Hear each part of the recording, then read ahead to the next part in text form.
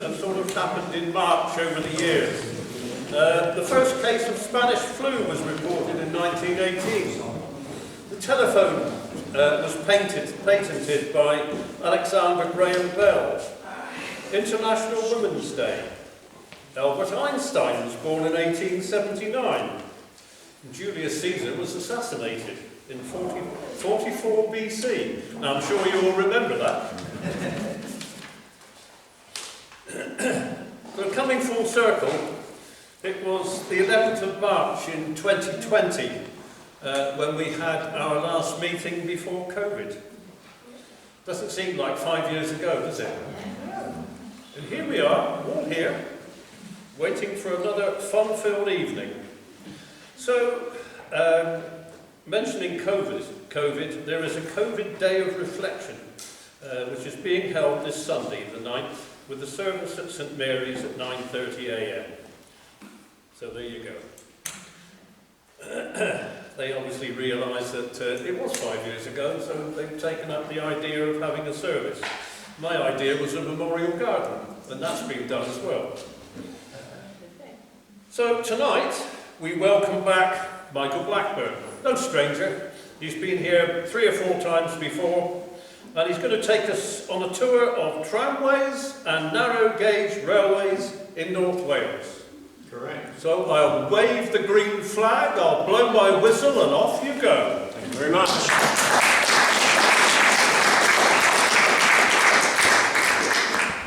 Now, I'm sorry this is old-fashioned. Many of my lectures, as you know, are on USB sticks, but this one I haven't done. So. Right, as you can see on the screen, is an Italian dragon.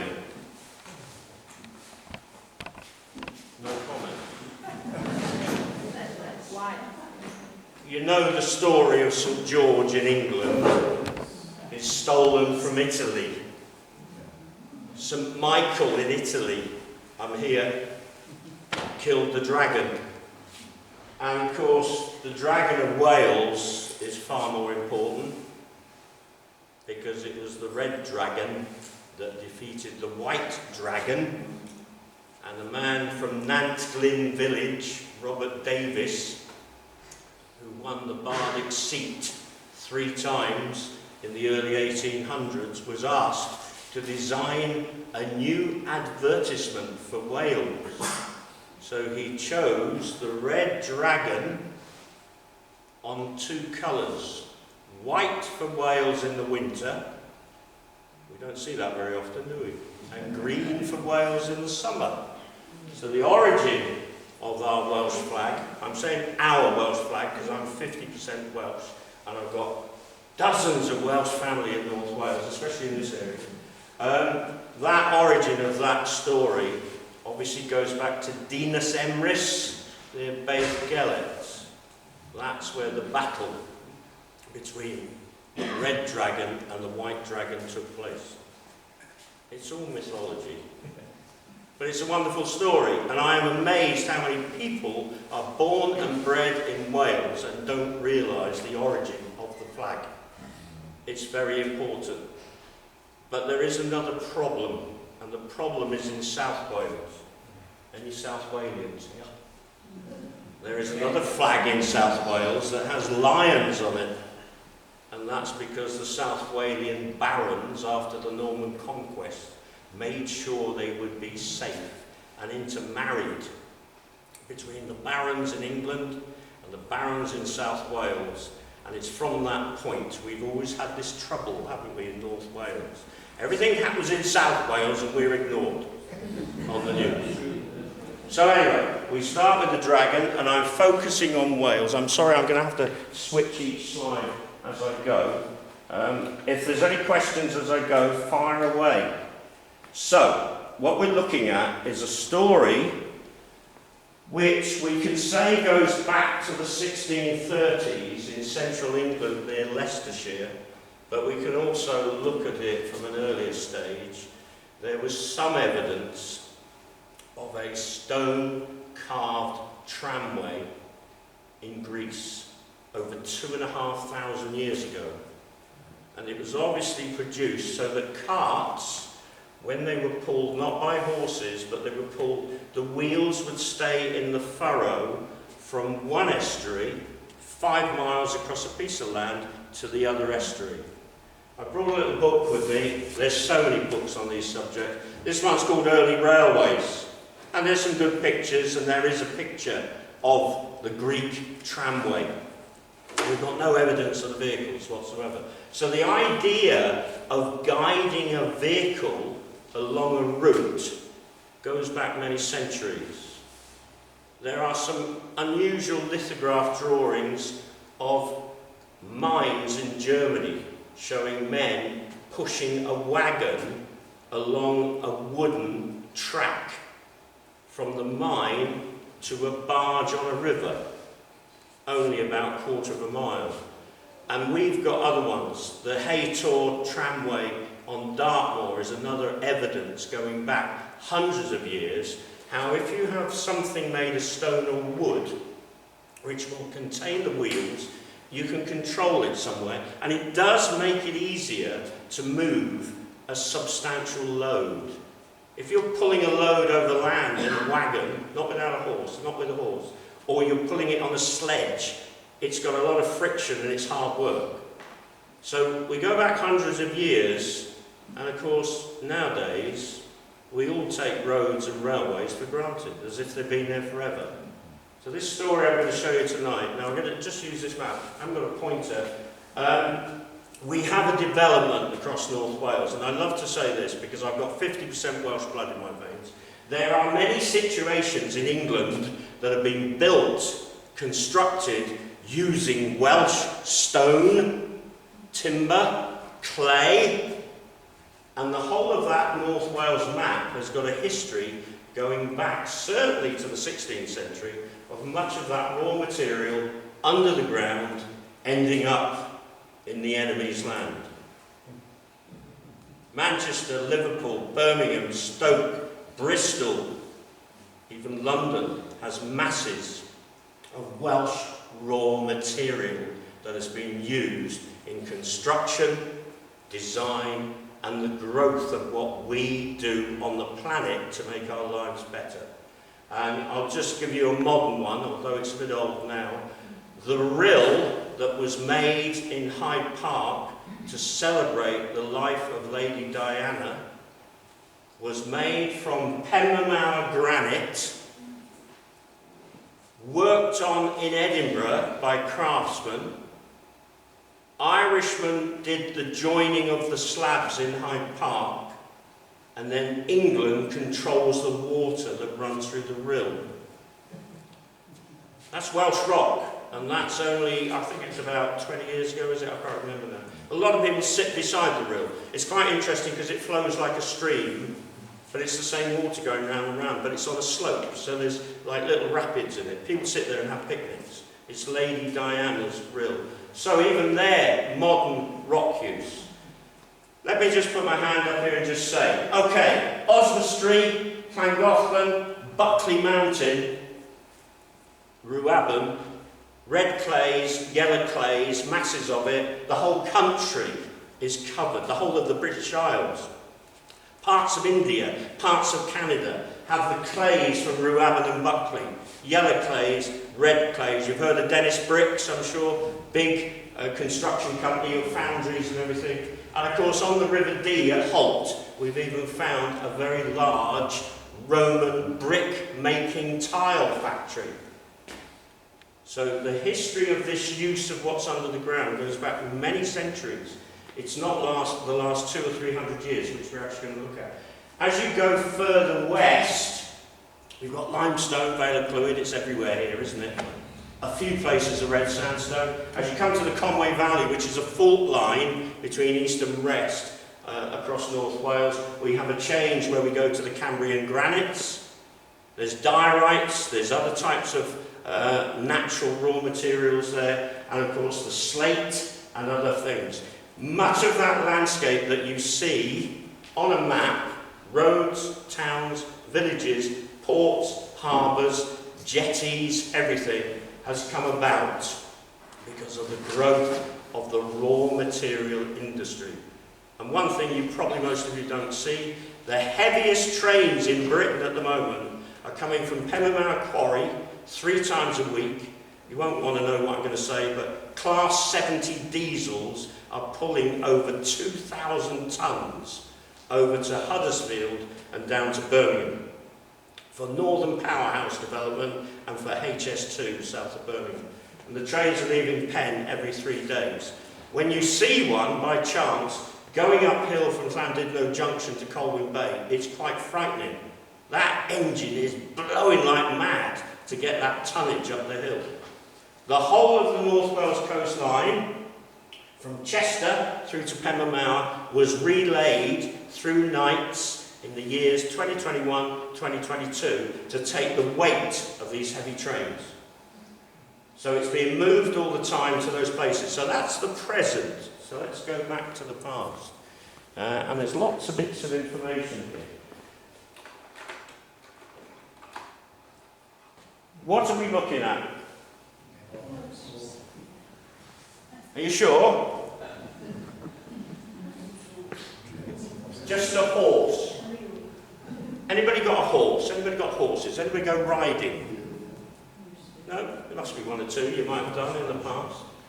This is human beings' most successful machine. We have a little bit of evidence, which comes from the steppes in Russia, that we were using horses 12,000 years ago. Just keep that in your mind. 12,000 years ago.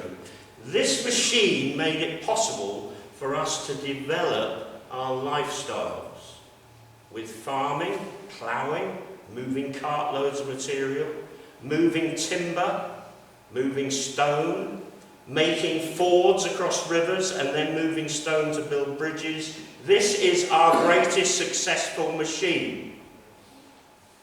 Are you ready for my next comment?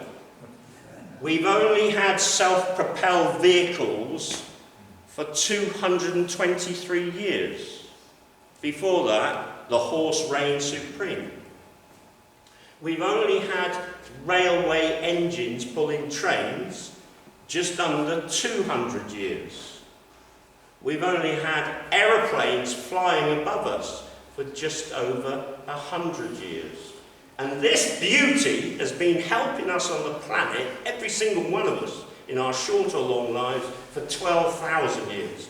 Hence, many engines, cars, trains are measured in horsepower. And there's the reason why. So it's a beauty, isn't it?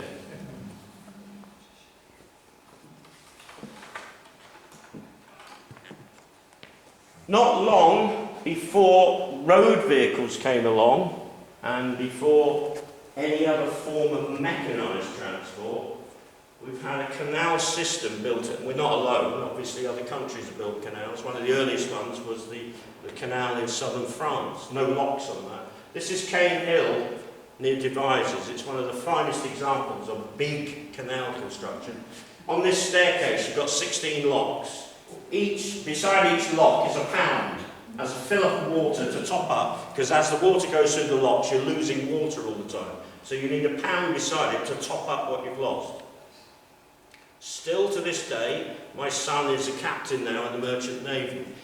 Sea travel, river travel, canal travel is still the cheapest way to move large amounts of goods, freight, but it's slower than roads, railways or aircraft. At this present moment, and I love this one, I quote this from National Geographic, the latest GPS figures show that as I say this now, every single minute of every day, 7 days a week, there are over 47,000 ships on the move around the planet, and nearly 90,000 sitting in ports, unloading and loading up. Ship development like that has only happened since the early 1800s.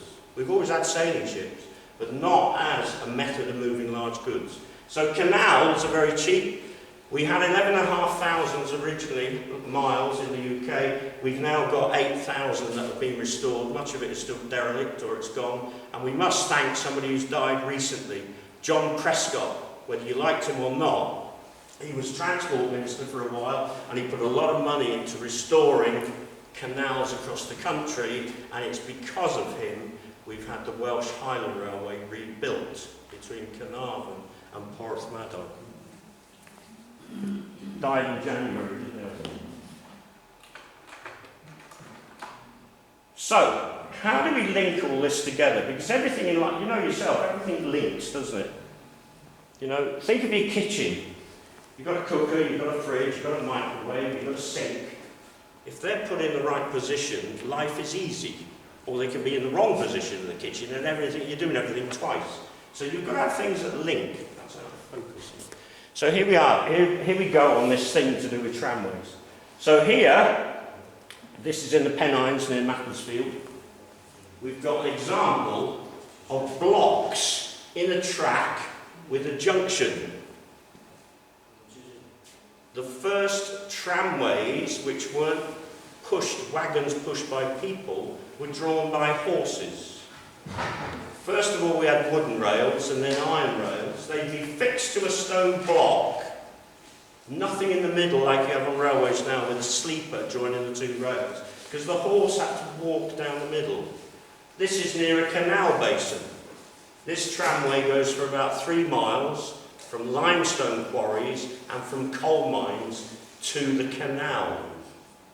So the canal is king, and the tramway takes the goods to the canal, or the river. So there's the start of the development. We've got loads of evidence across North Wales of all of it.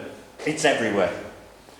And the reason we can see so much in England, because many of the cities and many of the developments of the farmland and everything, many of the ancient monuments, as well as more recent, have disappeared because of growth, development. Here in Wales, much of it's still there. This is the Aston Tramway at Buckley. This ran from Mancott on the River Dee up into the edge of Buckley to take bricks, to take timber, and 3 coal mines at Mancott, take it all down to the Dee, so it can be loaded on a barge and taken to Chester.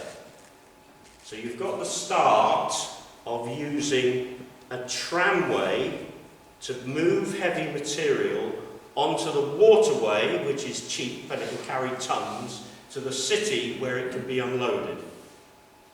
That's the key. And that's the key to all transport. Each thing integrates. And we look at a map of Buckley Mountain. There's a wonderful book on the brickworks there. And I think I'm right in my figure. At one point between Northampton, all the way through to Ewlow and the area where you come down towards Broughton, there were 49 brickworks. And Buckley brick is famous for one thing. If you go out here into Rhuddlan and look around the streets, look at chimneys, you will see yellow chimney pots, cream-coloured chimney pots.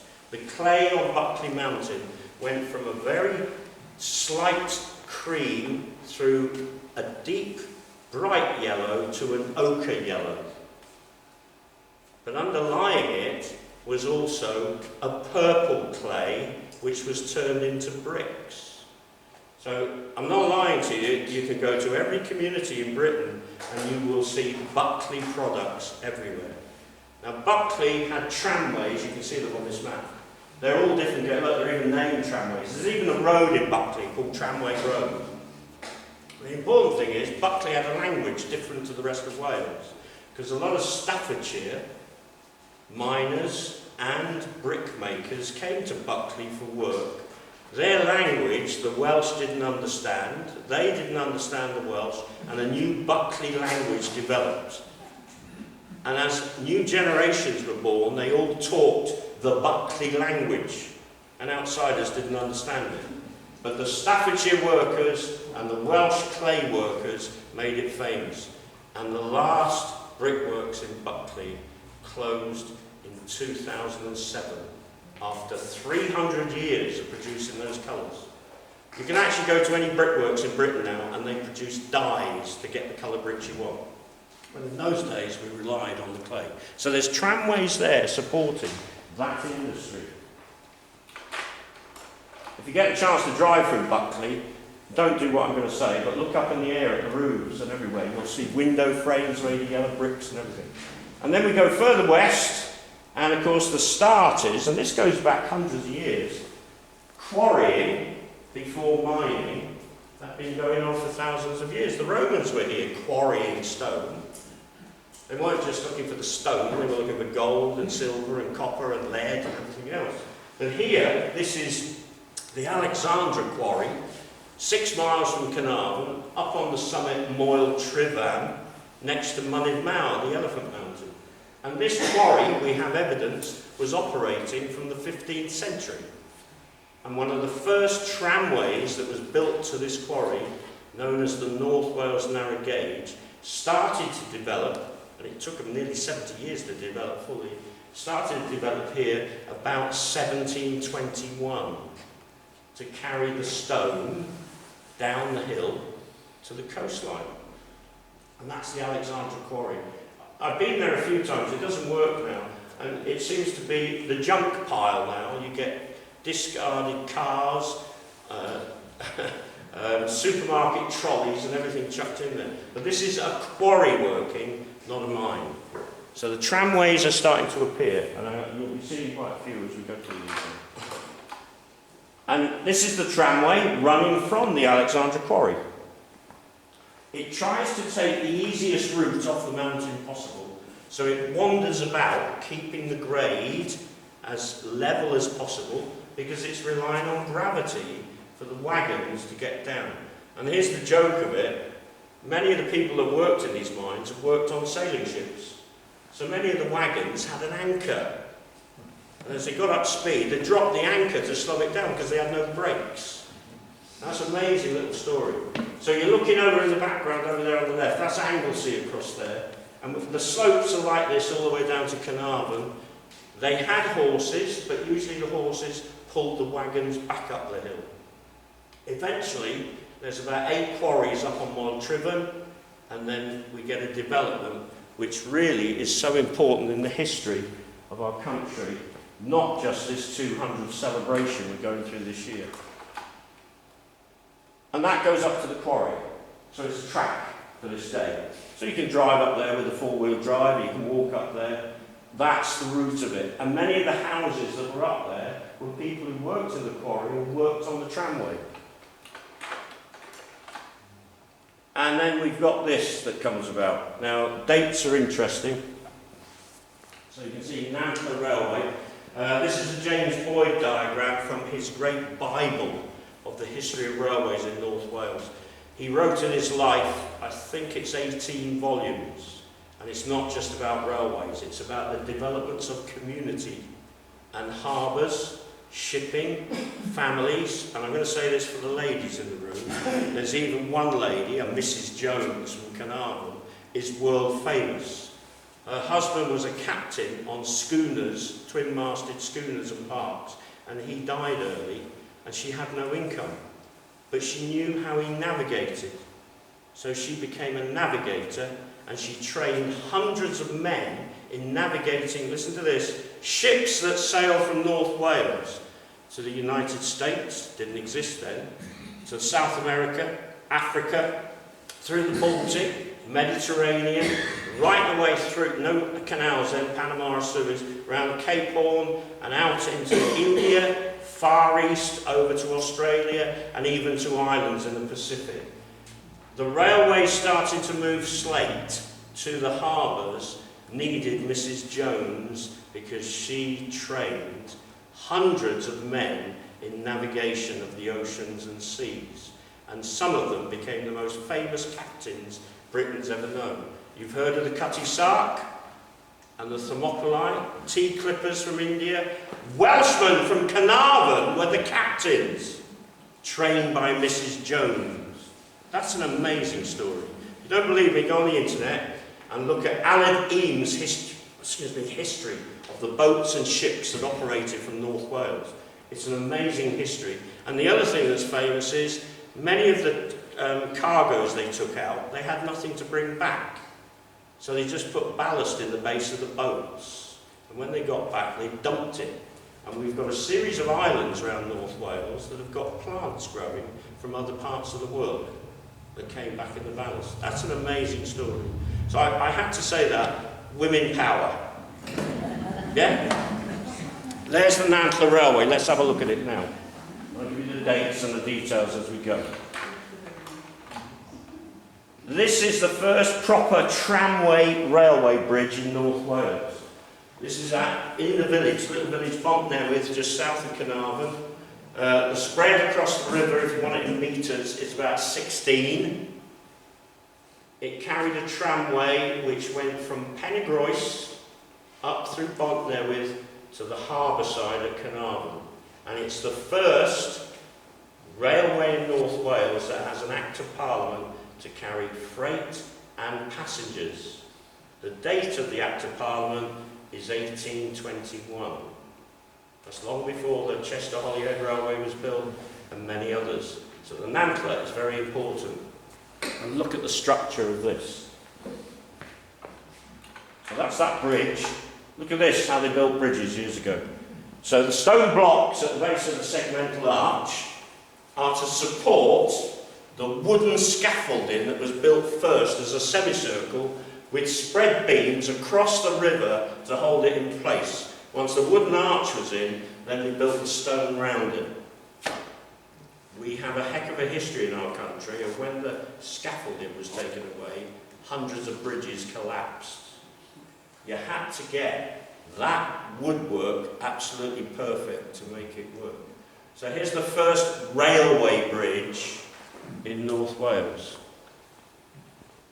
About 1822 this was built. Is that still in situ? Yeah, it's in somebody's back garden. You have to go and knock on the door to take a picture of it. I'm standing underneath, I'm in the back garden now, I'm looking up at the arch. So it's the village of Bontnewydd, when you come on the main road from Carnarvon, and as you come in, there's a fish and chip shop on the right-hand side. You turn off there, there's a housing estate, and the bridge is in the back garden of the housing estate. Alright? That's the first railway bridge in North Wales. And this is the Nantler Railway. I love this. You know, we talk technology all the time, and things are changing all the time. Look at this for technology. So when they laid the track, and we're now talking cast iron, they couldn't guarantee the gauge between the two rails. In places it would be wider and shorter. So what do? They make the wagons have extended axles, so the wheels could move in and out on the gauge and track. And because they could have jumped, each flange, each wheel's got two flanges. Modern trains only have one on the inside.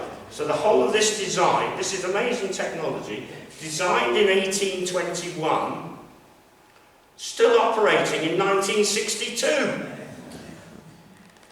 I wonder what we'd be looking at in computers if we're all still here in 100 years. You know, that's an amazing technology. And it served 11 quarries in the Nantler Valley. The Nantler Valley is all quarrying. Blaenau Ffestiniog, Dinorwic, Penrhyn quarries are mining. And we've got another feature to come up. So this is amazing history, but you're going to hear somebody's name in a minute. There's a dirty ditch. All thank you to the new restored Welsh Highland Railway. But that's the cutting where the Nantler Railway ran. So it's a ditch now. I've taken it standing next to the track bed of the new Welsh Highland Railway. And when you go in there and pull the vegetation away, there's the first railway tunnel in North Wales. And it's got a lovely bit of fame link with it, because the tunnel passes under the driveway of Plas, just outside Bontnewydd, where Lord Snowdon grew up and eventually married Princess Margaret. And the two of them used to come and stay here often. And this tunnel for the Nantler goes underneath the driveway of the farm and the big hall. I've been through it in weddings. You can't imagine, can you? That's our first tunnel in North Wales. I've just got a picture, I think, at the other end of it. You wouldn't know it was there. Oh, there it is. That's both ends. It's only yards long, but that's important. Our first bridge on the railway, our first tunnel. And who was here working on it? a young George Stephenson from the northeast. And some of the plates on the railway track actually has Stephenson of Newcastle on the actual metalwork. So, there's the Rhuddlan Valley. I'm up high, I'm on the tops. The railway, still you can walk it, it comes through here. It ended up with pumping engines from Cornwall, Trevithick engines, because as they dug the actual quarries, they would flood. So they needed pumping engines to take the water out. So the Rhuddlan Valley has been using quarry material. Look, you can see it's all over. It's all open cast slate and not top quality, but it was successful. And the town of Pennygroes grew on the back of that success. So each of these things that you look at has a history to do with the community as well. And let's just look at the rails a moment. So the first, I haven't put any wooden ones in. If you go to, anybody been to Beamish? You go to Beamish, the open air museum up near Newcastle. They've got examples of all the different rails as they developed. I think they're in the National Railway Museum in York as well. So this is cast iron before we really go into wrought iron. So they cast a block which actually has parts linked to each track. And remember the tramway tracks in a quarry, the wagons would be pushed by men to the quarry face. And then once loaded, a horse would take them away. These pictures were taken in the Penryn Castle Estate Museum. That's all gone now, they've taken it away. So I just put some examples of track. So there's three important things with narrow gauge. So another one. And there's a point without moving blades. So the sheer pressure of the men pushing one side or the other would make the wagon go along the road it wanted to go on. So here's the important thing then. We're focusing on narrow gauge. What's the importance of narrow gauge? Three things. One, it's constructed very light. So when the quarry face is worked out, a few men can lift it and move it to another position, because it's not as heavy as bigger railways. Secondly, all the narrow gauge wagons only have 4 wheels, so they go around very sharp bends. So you can imagine galleries and cliffs in a quarry. They could go around each area where you needed it to go. And the third thing is, it can go up any gradient you want it to, as long as you've got a horse to pull the wagon back up, or you have a rope or a cable to lower it down. So narrow gauge developed in North Wales because a lot of the quarries and mines were in mountain areas up steep slopes and in awkward places to build a railway. Those are the 3 important points. So going around sharp curves, going up steep hills, and it was easy to lift it and move it somewhere else. And there's a typical stone and slate wagon. So if it's full, there's quite a bit of slab on there. 2 men, even a couple of teenage boys, could push that. It would roll okay on the iron rails. If you're coming to a point where it's going downhill steep, you connect a cable or a rope to it and lower it down. And obviously tie it to something so it doesn't run away. And then when they're empty, the ponies, Welsh cobs, can pull them back up the hill again. If I just said to you, many of the coastline ports have developed with this industry. You know, in 1848, Colwyn Bay did not exist. There was no Colwyn Bay. In 1848, the population of Llandudno on the Orme was 600 people. There was no Llandudno as you know it today. And many other communities around North Wales are like that. Census 1821 for Rhyl. There was only 520 people living there because Rhyl didn't exist. They're interesting facts.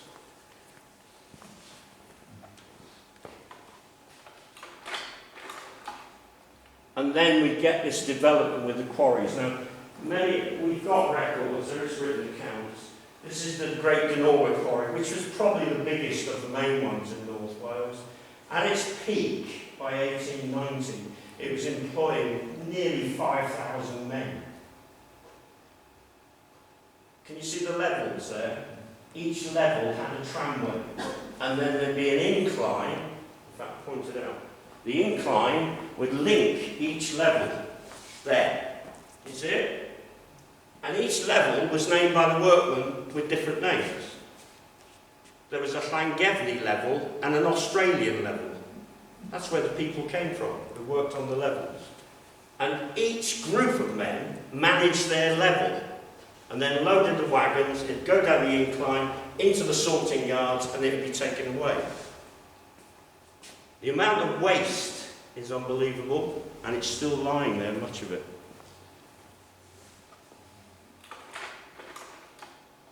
And then Blaenau my head, it comes out of my head like confetti. In 1802, you were going to say, well, there's a thing. There was no Blaenau Ffestiniog, it didn't exist in 1802. The land was owned by the Buckleys of Beaumaris, and they sold it to two families, the Oakleys and another family who developed Blaenau Ffestiniog. So the town was built to support the industry of slate. These days there's not a lot of slate, but it's got the highest divorce rate in Wales. I wonder why. And here is that slate product. And of course most of it goes from grey through slightly to a pale blue. There's some green and it ends up as a sort of maroon colour. At its peak, there were 161 slate mines and quarries in North Wales.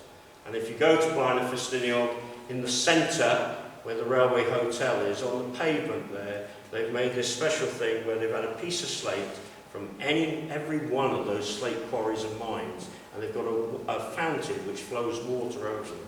And each block of slate is laid like a tramway along the pavement to celebrate that industry. At its peak, which is about 1875, it was employing over 200,000 men. That's amazing. And it was the only real industry in the county of Carnarvonshire.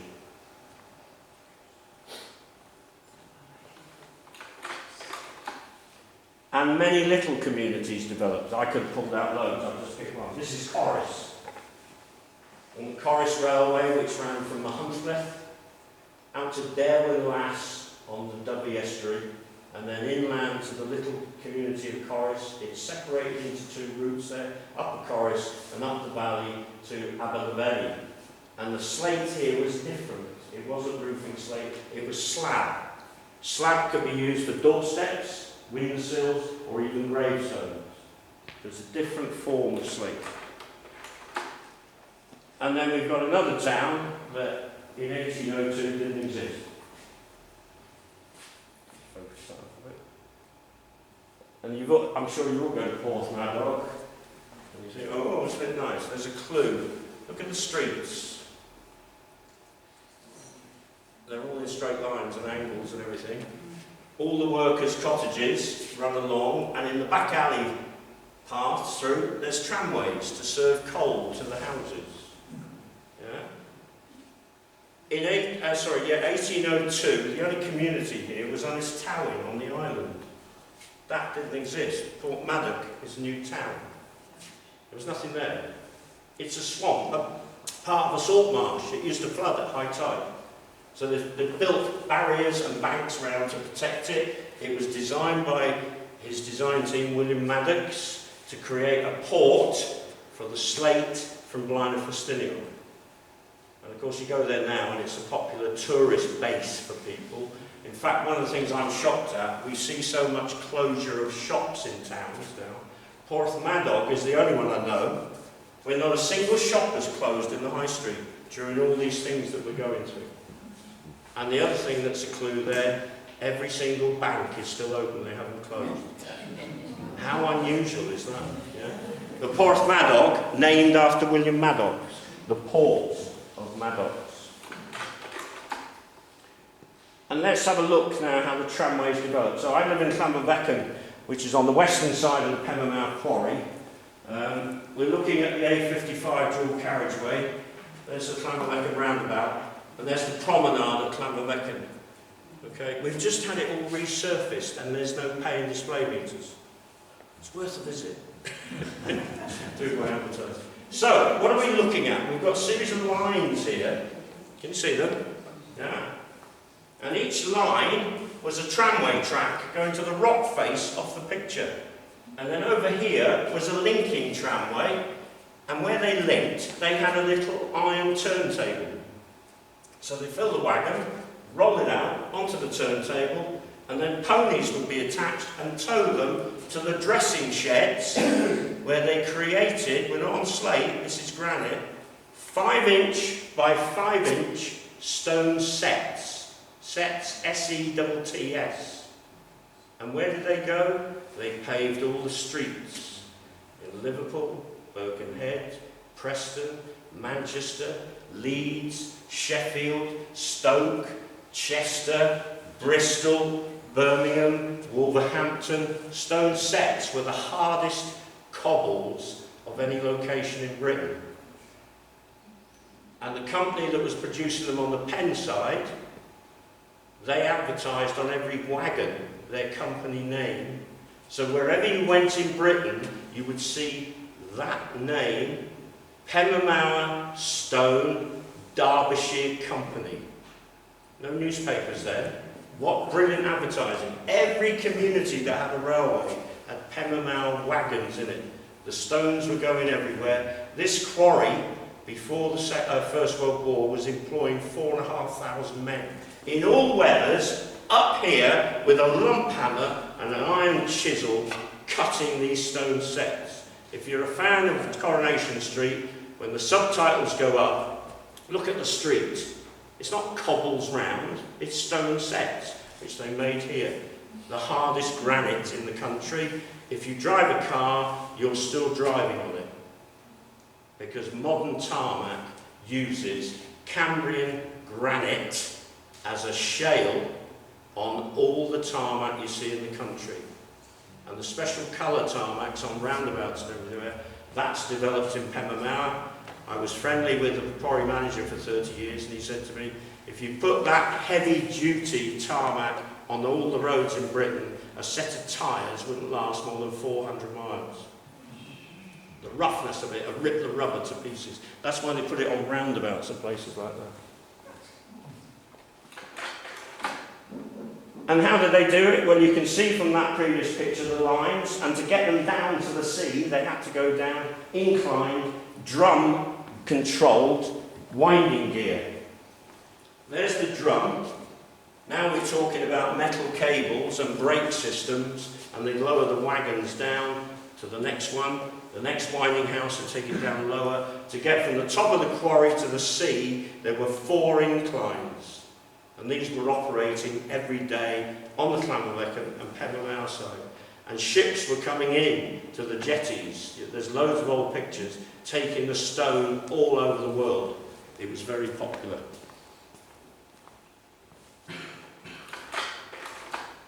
And there it is from the sea. I'm in an aeroplane. I've taken a picture looking back. So that's the section you were looking at just now with the tramways at the top. Okay? And there's my house up there, with a few trees around it. And of course the other amazing thing with this, and this is because I live there and I promote it, I've checked the coastline of Britain. This is the only mountain rocky summit on the whole coastline of Wales and England and parts of Scotland. The summit is 1,330 feet, and twice a day its rocky base is touched and deep in the tide. There's no other place on the Welsh-English coastline that happens to a rocky summit over 1,000 feet. That's amazing. And what have we done to it? We blasted it to bits, we put tunnels through it, and it should have been conserved years ago as a unique feature. It's us as human beings. And another one that's totally different, this is Gorseddau Tramway, which ran north from Portmeadow. Never had any mechanical, only ponies. And here is an unusual one. This is a dressing shed designed by an architect from Manchester who designed cotton mills. It's Honest Pandy on the Gorsedai Tramway, which goes up the valley. It was all horse-drawn, operated for about 180 years. And you can't see a lot of the remains there. And that's look, Portmaddock's at the bottom there. Can you see that? There's Portmaddock.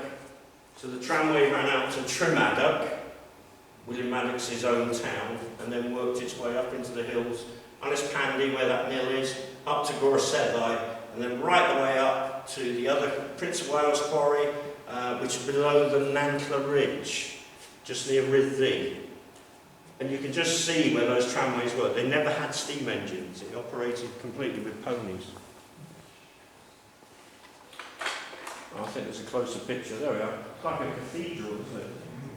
I challenged myself one afternoon. It was a brilliant sunset. I thought, I'll stand there and I'll get all the windows red. And I managed to do that. The sunset was coming in all the windows. It was amazing. So, this is where we, as sheep, you'll agree with me in a minute when I've said that statement, we as sheep have changed the planet. This is a model that works. Richard Trevithick in Cornwall, at the age of about 25, was annoyed at James Watt's patent, which said high pressure steam couldn't be used. So Trevithick experimented with this model, and he ran it on his kitchen table round in circles, and it had high pressure steam with a single cylinder. There's the cylinder, this is the boiler. And he couldn't do anything until 1801, when James Watt's patent ran out. James Watt said many times, we need to string up Trevithick, hang him and get rid of him. The only Trevithick engine we have is this one in the Science Museum in London. He made static, stationary steam engines, as well as what I'm about to show you. In 1801, James Watt's patent had run out. We hardly had any horses left in Britain. They were all being shipped across the Channel to fight the French with Napoleon, so we were low on horsepower. And Trevithick decided to design a first full-size working example of his, what a vicar called the Puffing Devil. So this is a replica, we don't have the original. So it's got a boiler now on its side, because boilers in beam engines are usually upright. It's got a beam here with a single cylinder, which is connected to the wheels, and there's cogs linked to it as well as a further, like an increase in drive. And they hadn't, if you've come in a car this evening, think of this now. At that time, 1801, they never thought of a steering wheel. So what they've done is they've taken the tiller off the stern of a canal barge to steer it. Because at that point they hadn't thought of a steering wheel. So we're talking 1801, so we're only talking 223 years ago. This is the first successful self-propelled road vehicle. Him and his 6 colleagues that helped him build it took it up Camborne Hill in the town of Camborne in Cornwall in that year. It was Christmas Eve. They went 3.5 miles. They reckoned they were doing a speed of 7 miles an hour. Nobody had ever had a vehicle other than a horse pulling the car at 7 miles an hour anywhere on the planet. When they got up the top, it was so successful, they went in a pub at the top that was still there, knocked down a couple of jars, and it blew up in the street outside. That is the first road vehicle that powered itself. The planet is covered now in 223 years, or 24 years, in millions of vehicles. There's the first one. Quickly go through these. Conscious of time. So. His later one was a carriage.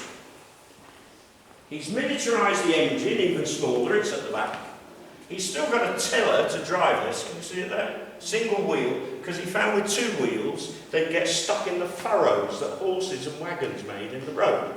So we made a single wheel, easier to control. Now he hasn't got a flywheel, the big wheels are now the flywheel with a miniature engine, and the carriage can carry 8 people. Look, it's a mail coach, a horse-drawn mail coach. And this operated in London, between the area of Charing Cross and Holborn, over a period of about 5 weeks in September 1802. And one day he decided, I'm going to let my assistant, a 19-year-old lad, drive it down the road.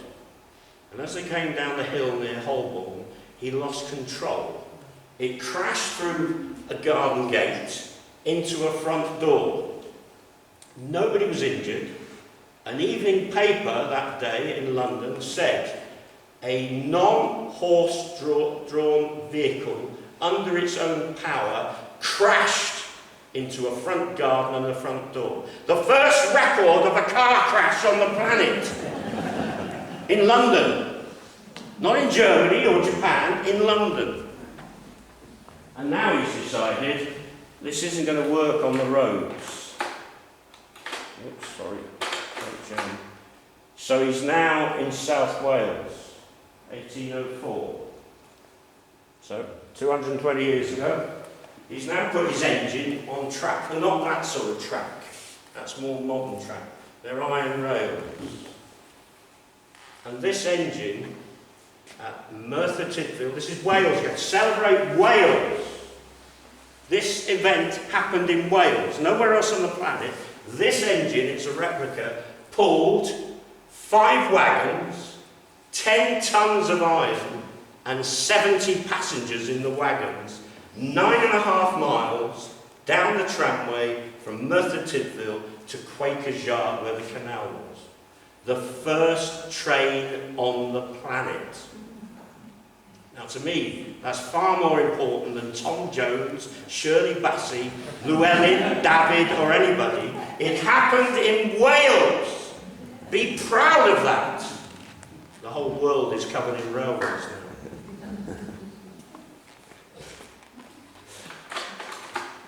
And there it is, it looks like a clock, doesn't it? It's in cogs and everything. And it did actually 14 trips down the line, so it was quite successful. And then we must just bring this in very quickly. In the northeast, Trevithick had other problems in his life. He ended up in Peru for a while. But in the northeast, they took what he had designed and advanced it. And of course, this is one of the most famous engines on the planet. The original is in the Science Museum, not Science Museum, it's in the Science Museum. This is Puffing Billy, up near Newcastle, 1814. It's still the Trevithick type engine, but they've now got 2 cylinders. So it started in Wales, and before long it spreads across the country. And of course we've got this 200th anniversary this year of the Stockton and Darlington Railway on the 27th of September. So, we've got a major change now. If you've got a mechanical machine, you have to maintain it. It's an aerial shot of the Festiniog Railway's Boston Lodge Works at the far end of the cog. So suddenly you have a development. You can't just have a railway, you need to maintain everything. Bridges appeared like mad, and I love this one because this one is near Wainvower, which is on the Welsh Highland Railway, and it's got granite abutments and Buckley bricks for the arch. Look at that. East Wales and West Wales coming together on a narrow gauge railway bridge that's all overgrown and hasn't been used, and it still looks like that to this day. I love that joining of the different areas. And then the other thing that's happened, and of course it's not just here, the ports developed because of the amount of material they're moving. So Port de Norwich, which is just a marina now, and there was no modern houses here then, it developed for Ashton Smith, the owner of the de Norwich quarries, for his shipping to carry everything, and the railway went from the de Norwich quarries at Llanberis right down to the harbour side of Port de Norwich. Transport links are now happening, very important, because that's what's happening on the planet at the moment. And, all right, there's the Padarn Railway. It's just a map to show it. Let's move on. And there's the Penrhyn dock at Bangor. So this is the Penryn, Lord Penryn's quarry, Bethesda, develops a dock for reasonably big ships to come in, sailing vessels in the early days, steamships later, and the tramway came through the estate right down to the dockside. Maintenance buildings are still there for the trains to be maintained, and there we've got a 6-mile tramway linked to water. So what I'm trying to point out to you, you don't have these things in isolation. There's a linkage, and the linkage is what's made the success. We taught the world this linkage. Abergavenny, you can still go there. If you ever get the chance to go up the valley from Corris, this is well worth a visit, because much of this that you see on the map is still as it is now. The cottages of the workers, the works, the dressing sheds for the slate. Just go up the valley, you can see all the quarries, and you can see sections of the tramway. They're still used.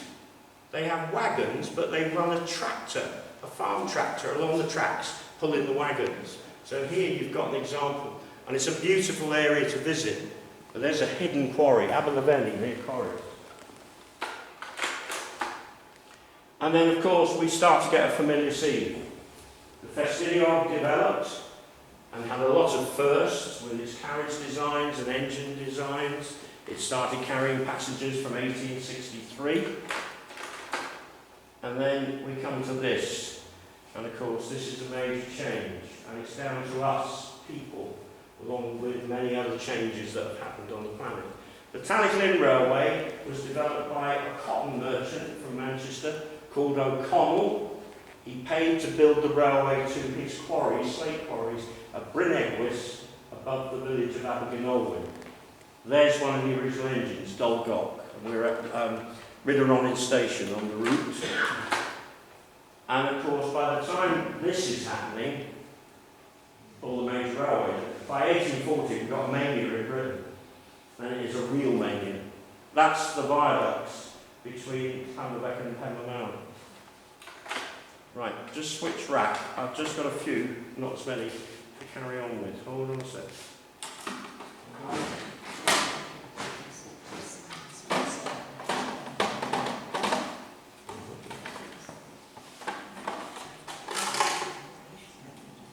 So when I finish in a moment, I'm going to hit you with some figures. And somebody said to me before I started, all the news on the radio and the television, and I think it's awful, isn't it? Blah, blah, blah, blah, blah. You don't know anything. I'll shock you with some things that are going on. Okay. Right. So, we've come to the end of the 1800s. In 1896, suddenly, we're now using narrow gauge and tramways for pleasure, not just as transport, and linking a community, a mine to the sea and a harbour. So here's the Snowdon Mountain Railway. Copied and using engines from the first mountain railway in Switzerland at Rigi, Mount Rigi on Lake Lucerne. The engines are similar to what operates there.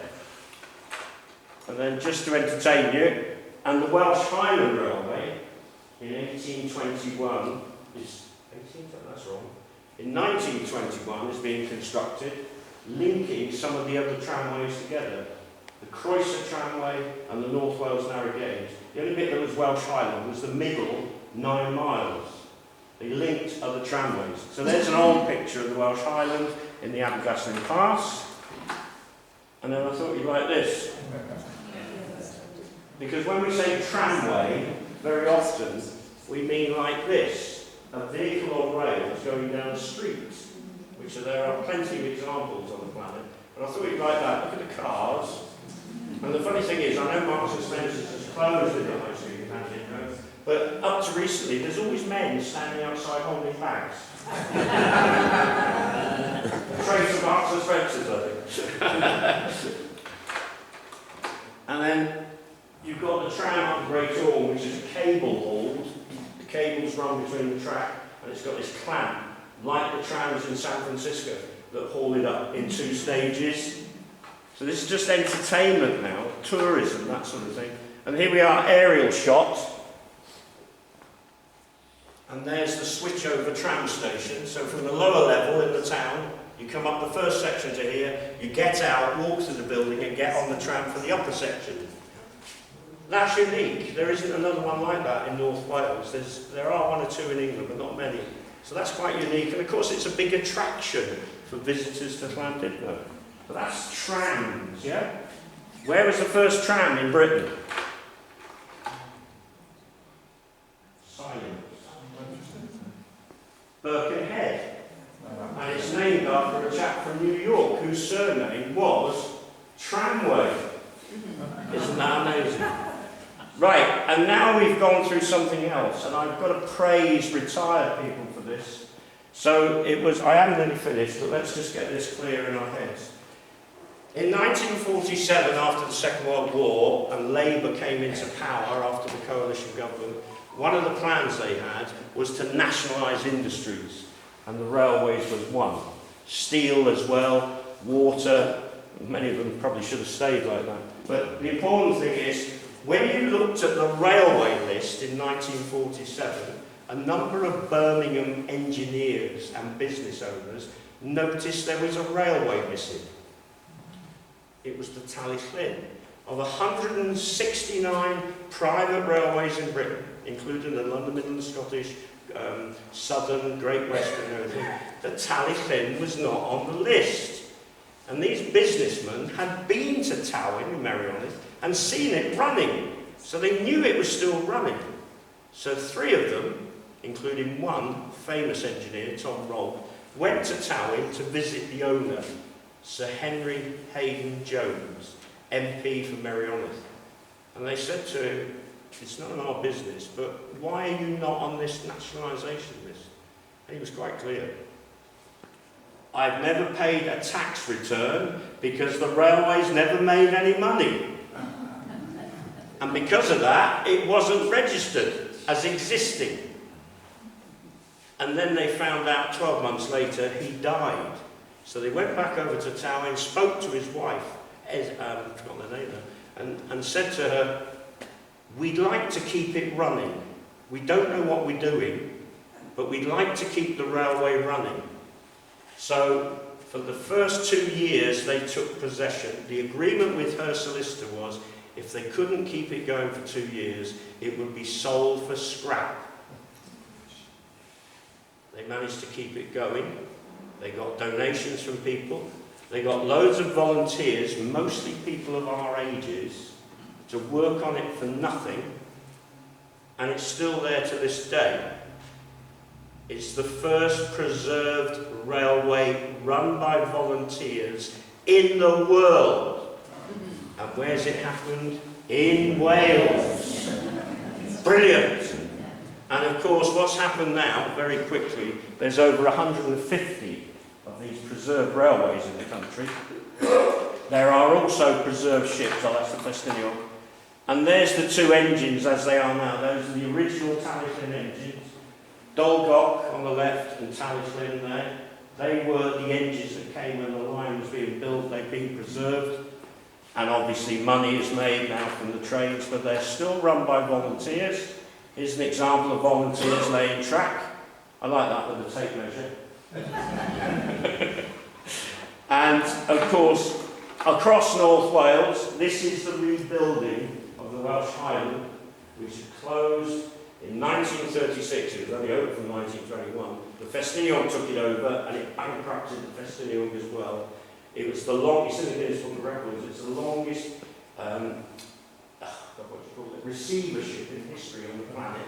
So there's another Welsh first, the longest receivership on the planet.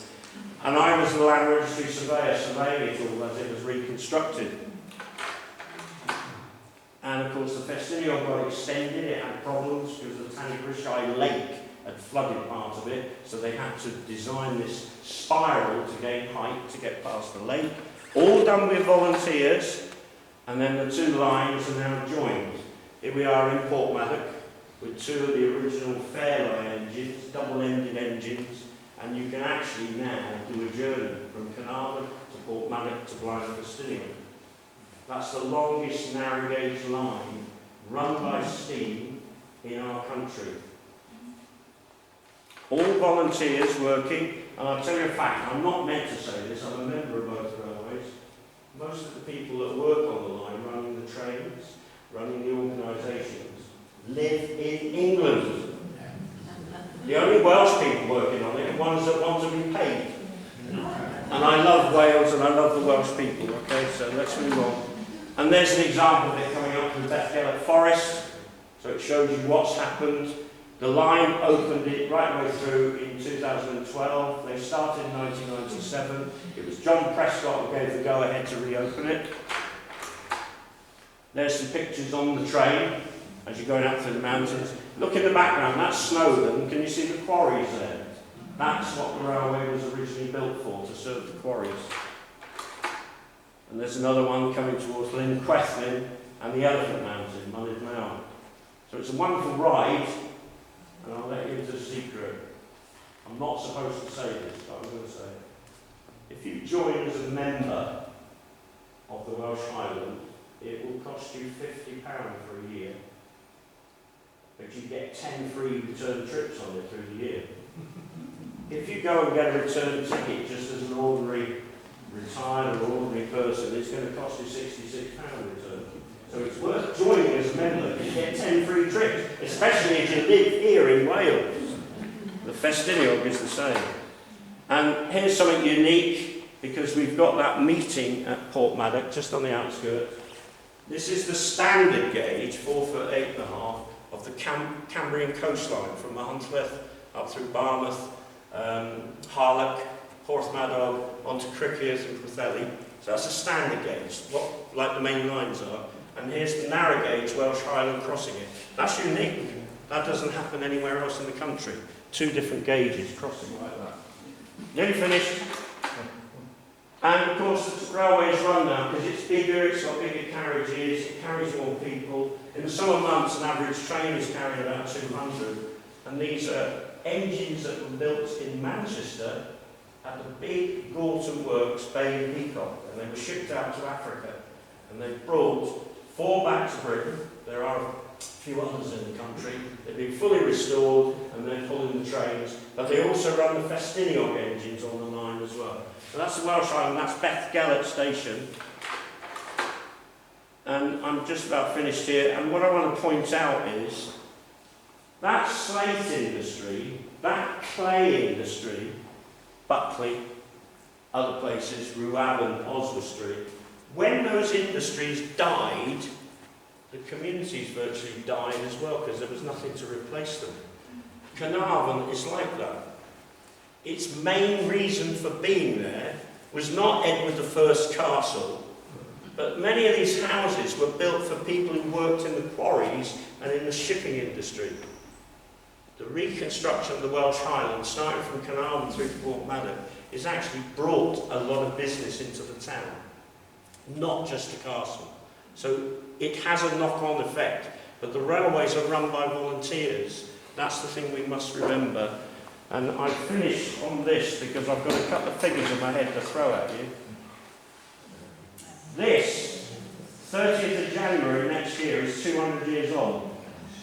It is the first road suspension bridge in the world.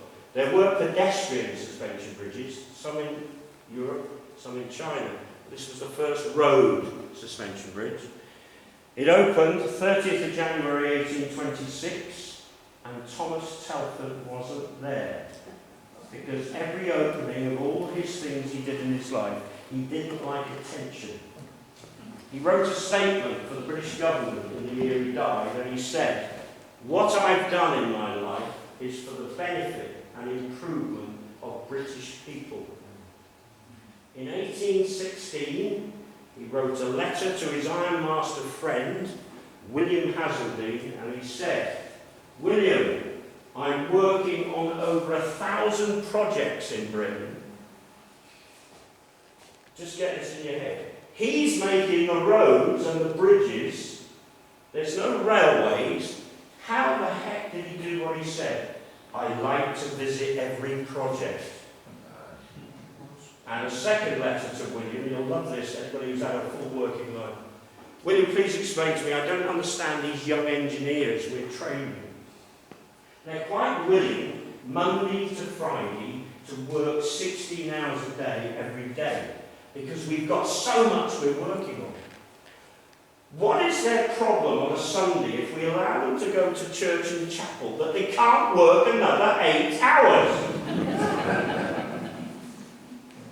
I finished. This is what it's all about. That Tom Rodd, the same Tom Rodd and the canals. Yes, yes. I put that in there because I'm a lover of landscape. I photographed it all my life. We've had industry, we've had changes, we've had transport and everything else. But look at the beauty of it, you know. And you've got a fascinating coastline in North Wales. You're on a wonderful estuary here. There's many others. There's lovely countryside, Denley Moors, Snowdonia, Anglesey, all different varieties. You can see cliffs of all the different stones I've mentioned. You can see a lot of history in many of these communities. There are museums.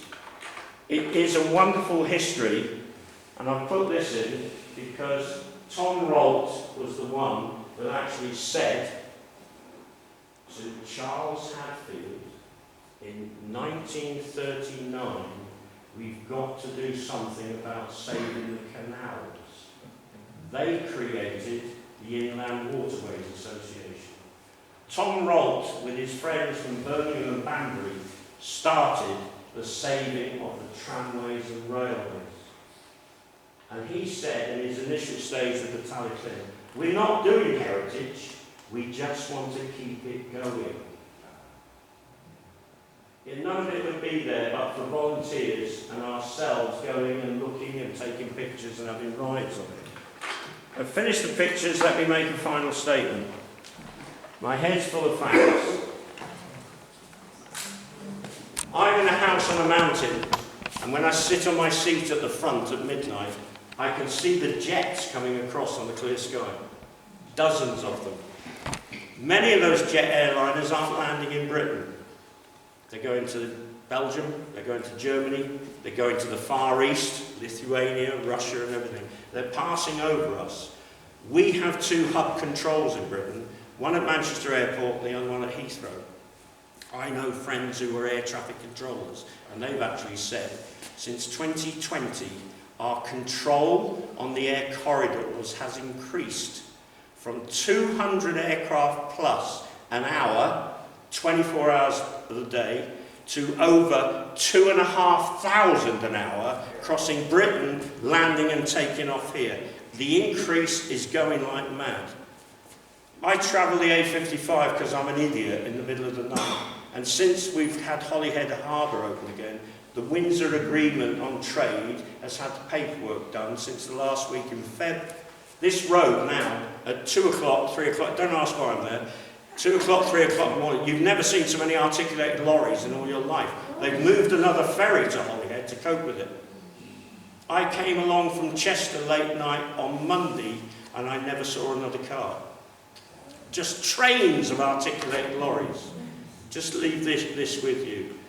I mentioned 1801. We've covered the planet in concrete, tarmac, roads, railways, aircraft, everything. We have now 12 cities on the planet that have got over 35 million people in them. And Beijing has given out a quote recently.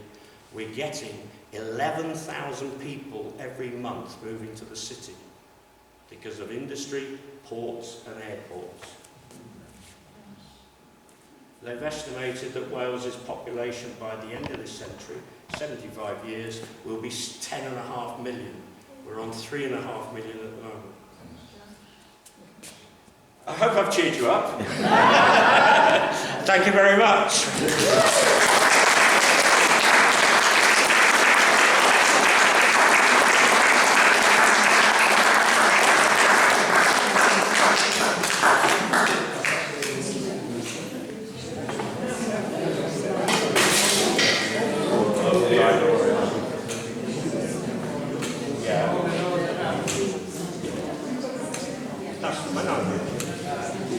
Well, now you're all full of facts and figures. I'm sure you would agree that whenever Michael comes to speak to us, we are never disappointed.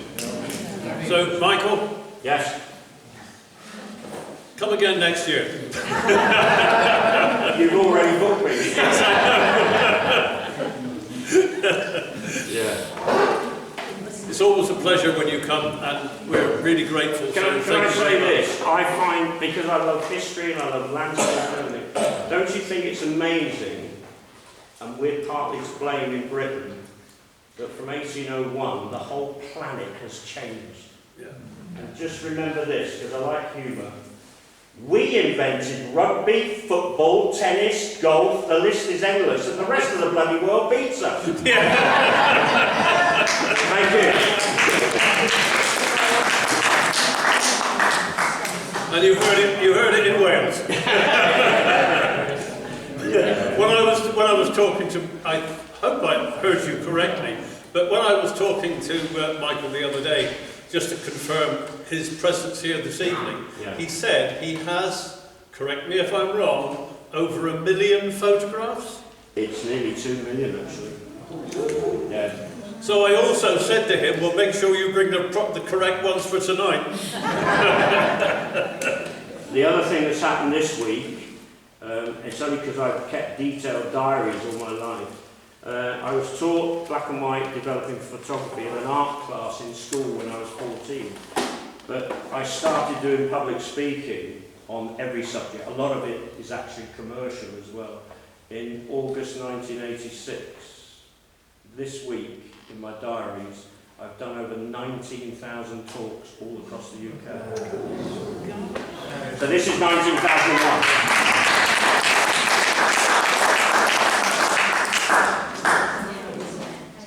Well, again, thank you very much. Thoroughly enjoyable evening, I'm sure you'll all agree. Right, next month our speaker is Fiona Gale, and she will be talking about the history and renovation of Rhuddlan Castle. And that is here on the 4th of April at 7 o'clock. So you heard that here first as well. I don't want to bang on about this, but I do every year about this time. We are desperately short of committee. And if there are 1 or 2 people who would be able and prepared to help out, we would be most welcome. If you can't and don't want to join the committee, and we don't bite, and you're able to be a helper, then we'd be grateful for that as well.